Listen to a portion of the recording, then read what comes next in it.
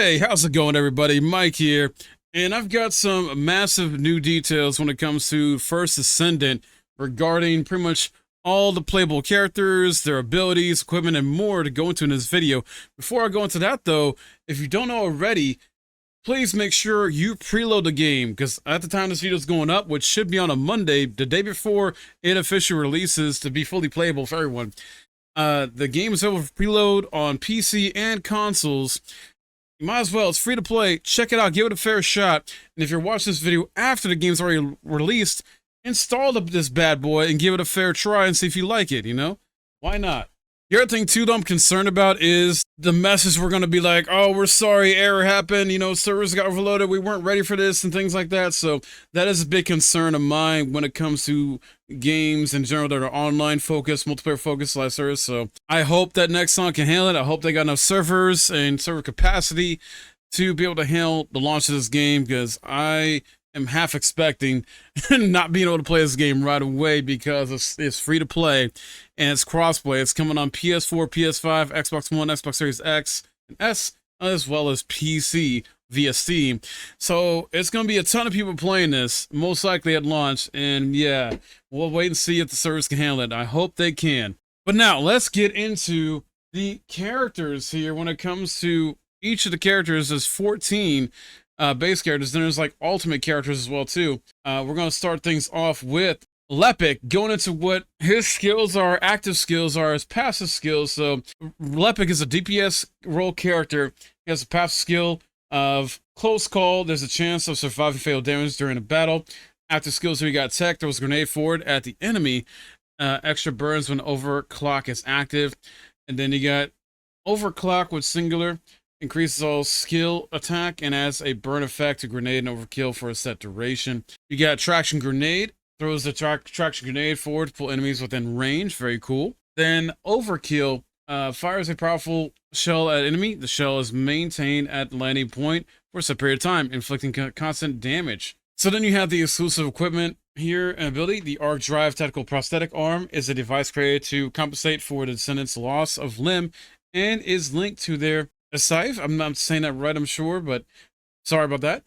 Direct transmission of brain signals allows the Descendants to use it like their own limbs. It is also linked with their arc, helping manifest a variety of abilities. Among them, Lepic's exclusive prosthetic arm has been designed to infuse explosive arc into rounds and grenades, and also enables him to fire concentrated arc when he focuses his mind. Then you got Ajax, the tank. I personally tried him out a little bit. Wasn't too much of a fan of him, but you may like him.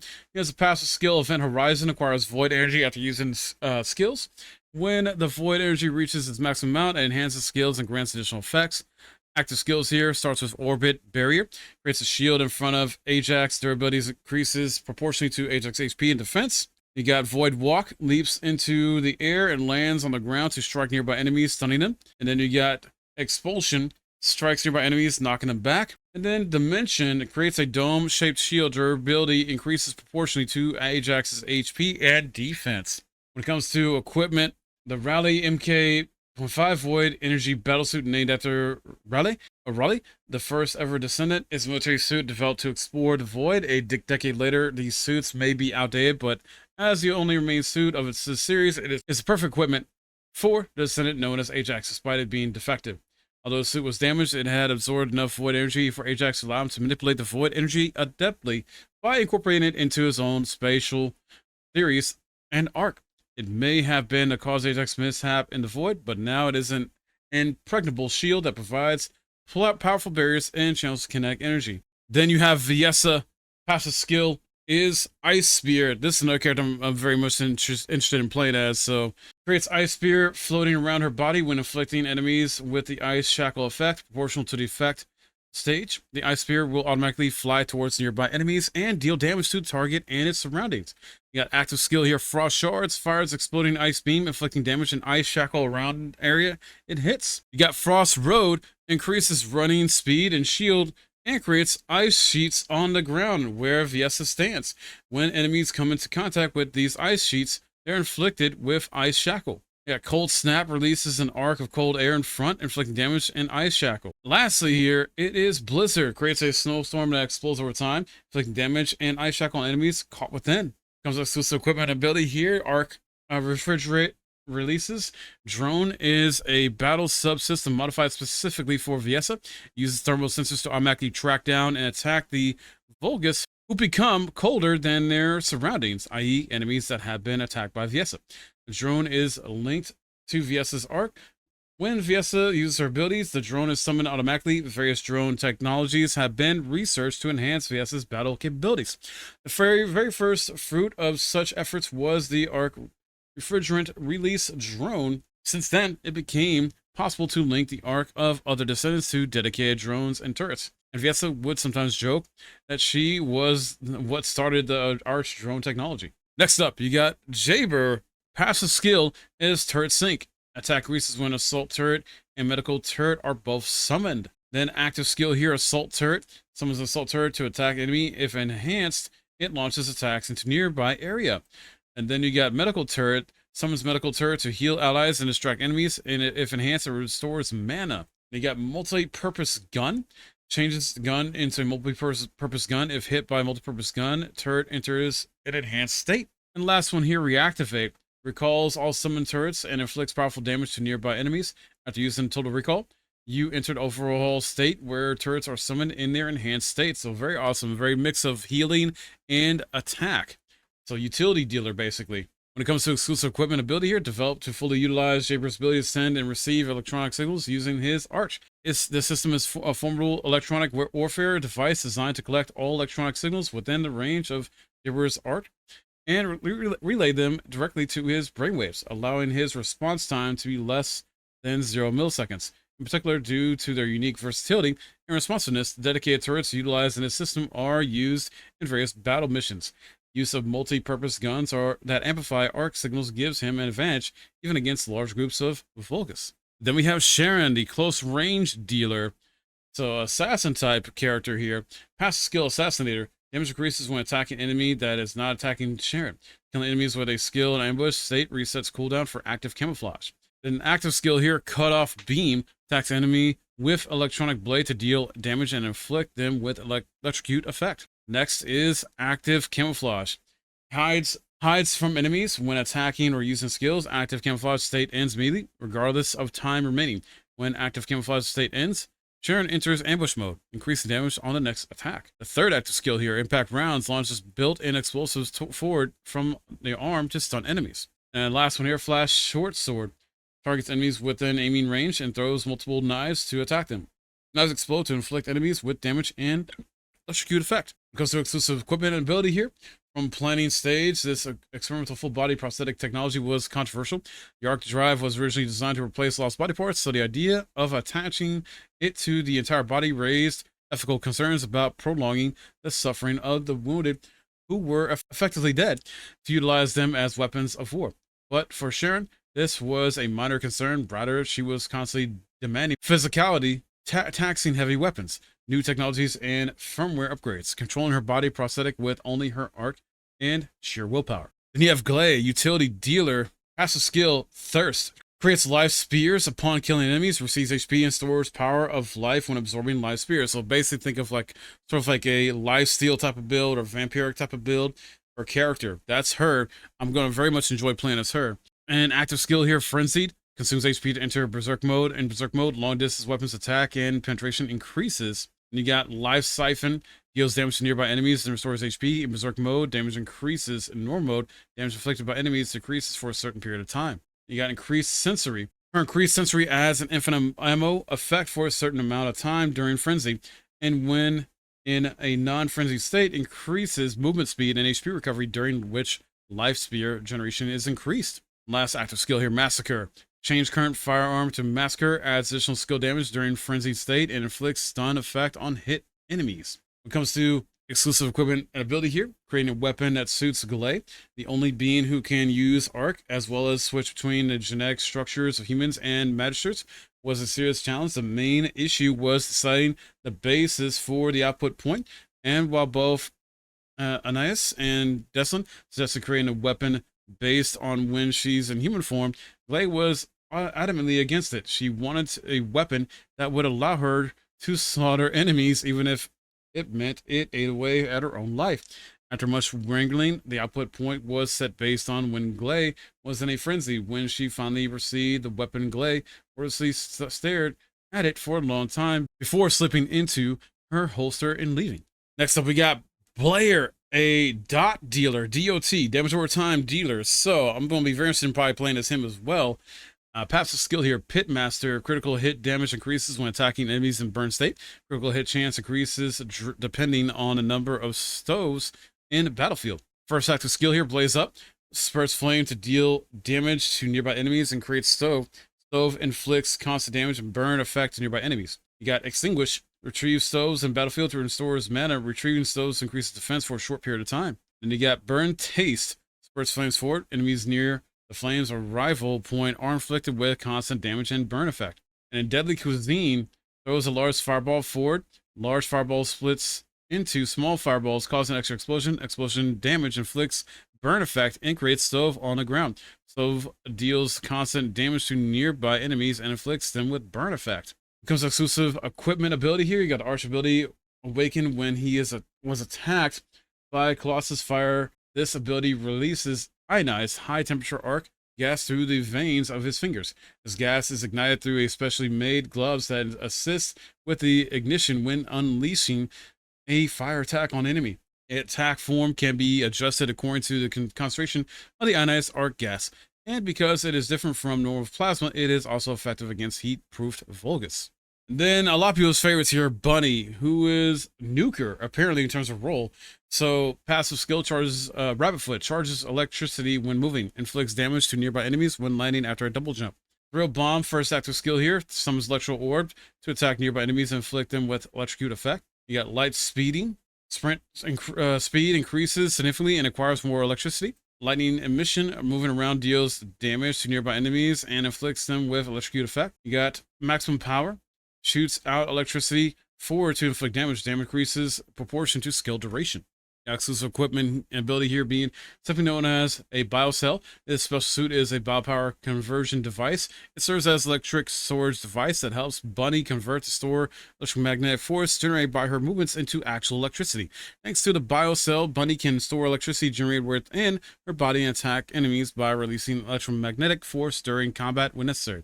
However, Albion was unable to create a perfect electric transition device with their current technology because electricity generated by Bunny's arc and physical activities was very different from the usual current and pattern. As a consequence, the charged electricity decreases immediately if Bunny doesn't move. That's also the reason why the suit is called a biopower conversion device rather than a typical battery. And then you got Freyna next up here, another dot dealer, DOT. So passive skill. Contagion Links, increase toxic skill power by the number of nearby enemies inflicted with poison from Freyna's skill. First act skill here, Toxic Trauma. Throws poison to attack target enemy with damage and inflict room 0 trauma onto nearby enemies. Yeah, defensive mechanism significantly increases defense. There is a chance of inflicting room 0 trauma to enemies upon attack. You got Decomposed Poison, throws toxins in the form of a toxic swamp. Enemies entering a toxic swamp receive continuous damage and become inflicted with poison and venom soaked. Enemies afflicted with venom soaked leave toxic footprints as they move, and enemies that touch toxic footprints also become inflicted with poison. Venomous Baptism changes current firearm to Venom Baptism. Enemies hit with Venom Baptism bullets are inflicted with room 0 trauma. Exclusive equipment ability here, Freyna's arc is so dangerous that it ranks among the most dangerous toxins that the Magisters have ever quantified. A neutralizer was certainly needed, but with a toxin that could kill on contact, everyone avoided.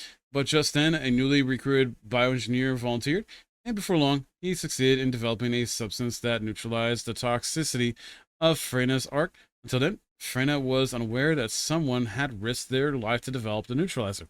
It was only when the suit attached with neutralizing filters so that Freyna could fully control her toxins was completed that she learned what happened. Then we got Valby, a constant DPS role character.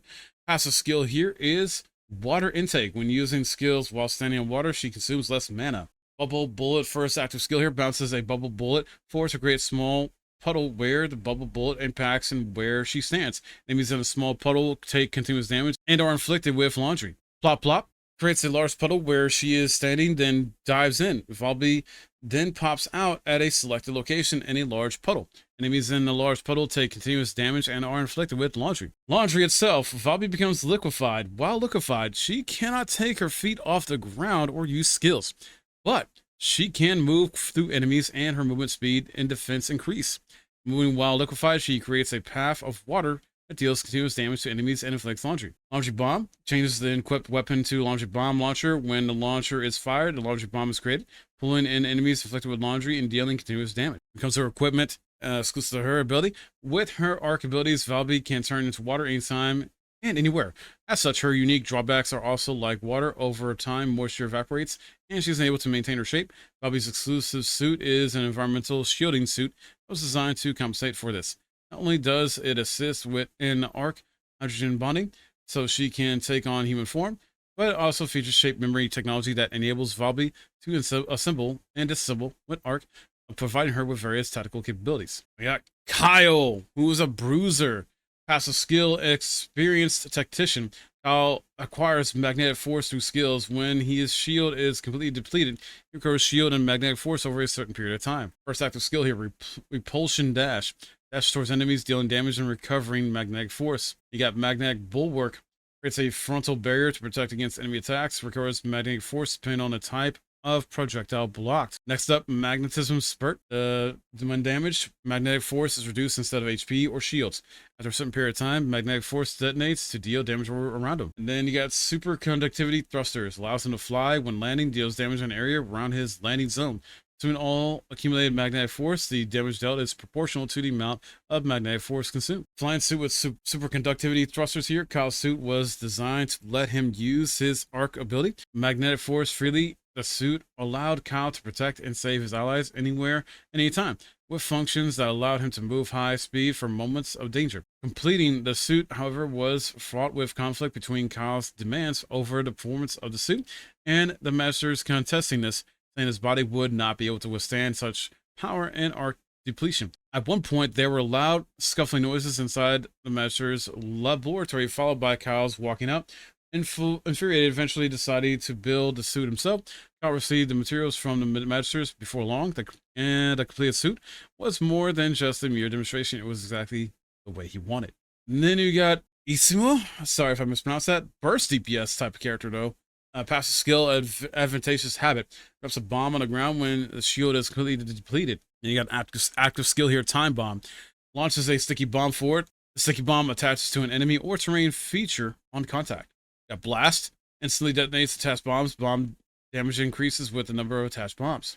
And then you got guided landmine. Places a guided landmine at a current location. Once placed, the guided landmine will fly to an enemy within its detection range and attach to it. Arc explosion starts moving forward fast on collision with an enemy while charging. Inflicts knockback. When the movement ends, deals damage to nearby enemies and removes buffs from them.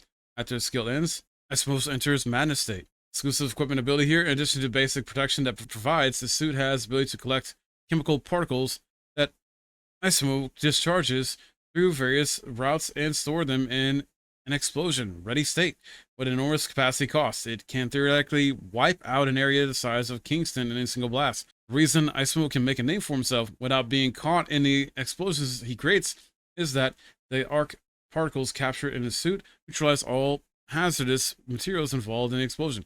It simultaneously offsets the kinetic energy applied to Ismo. Then we got Enzo, who's support. Passive skill, shoot support. Giant grants fire support to allies within an area around Enzo, increasing their max ammo capacity. This efficiency of this effect increases marginally with the number of Enzos in the squad. Efficiency increases when Enzo disarms the security of the encrypted vault, and rewards increase when this happens. First active skill here is start supply. Summons a bullet supplying device at the designated location, supplies bullets to allies that approach the device. The bullet supplying device can be used once by each ally. It disappears when everyone has used it or its duration ends. Explosive drone launches an explosive drone forward. The explosive drone explodes on contact with an enemy or terrain object, dealing damage. Enhanced combat suit summons a shield recovery comms. When the shield recovery comms is first summoned, recovers Enzo's energy shield by a certain amount, then continues to recover the energy shield through enhanced combat suit effect. Perfect support. Summons a small supply ship to himself and his allies. A small supply ship periodically provides supply bullets and grants perfect support to allies. Small supply ship attacks enemies in front while it is active. And when the skill ends, it fires a missile forward that causes a big explosion at its destination. Exclusive equipment ability here. Enzo's arc ability enables him to summon inorganic matter placed in his recognized space to the periphery of his arc's range. While it may seem like a near omnipotent ability at first, it has clear limitations. He cannot summon organic matter, and the inorganic matter he can summon consumes his arc based on their mass. So weapons of a certain level cannot be summoned. However, he virtually can summon an unlimited amount of rounds for tactical squad use and for bombing support drones, and that are stored in his exclusive armory. We got Eugen up next here, another support role character. Passive skill, stop overreacting, significantly reduces the time to rescue allies. Targets rescued by Eugen increases to max HP for a certain period of time. Then the active skill here, solidarity healing, summons a recovery drone that attaches to allies to heal them, covers target, and increases their attack through an accelerant effect upon dismissal. Restructure serum, fires a restructive serum forward, decreasing defense and inflicting allergy. When attacking enemies with allergy, heals nearby allies and grants additional healing to allies who killed the enemy. Stimulant spray grants stimulation to allies while stimulation is active. Incoming damage is reduced and recovery is received when stimulation ends. Then you got hyper reactive healing round. Heals self and allies, grants purification and immunity to remove and prevent debuffs. Additionally, recovery is based on the number of allies and enemies within range. Eugen is granted hyperactivity effect, increasing his attack and skill power. When it comes to exclusive equipment ability here, depending on a descendant's own arc, it is common for normal arc to increase abilities or immunity, but Eugen's arc had no effect on him at all. The healing mechanism in Eugen's arc only applied to other people. Arc was of no help to him. Everyone in the testing lab fell silent for a moment. Eugen was the first to open his mouth, casually joking this was the reason why he was delicate. He said since he was a doctor, it naturally made sense. However, since he absolutely hated being bothered, Eugen requested the healing device be developed so that he would be bothered less. And there you have it, all the playable characters in the first Descendant with the character overviews when it comes to their abilities and everything else there. And you don't know for now. Now, there are alternate versions of the characters. I believe there's 5 right now, so it's technically up to 19 you can play as, but I'm going to do a separate video covering the ultimate versions and also some other content as well regarding this game. So stay tuned for that, guys. Hopefully you enjoyed this. If you did, would appreciate a thumbs up. Let me know in the comments how you feel about this. Are you excited about trying this out tomorrow when it drops? And who you want to play? You know, what are you thinking? Also, don't forget, check out links in the description there. You can join the Discord. We got a First Descendant channel there and a VC as well. And I'll be doing my best to keep you guys updated about this game and make some possible guides as well, things like that. So stay tuned. My name's Mike. Thanks for watching.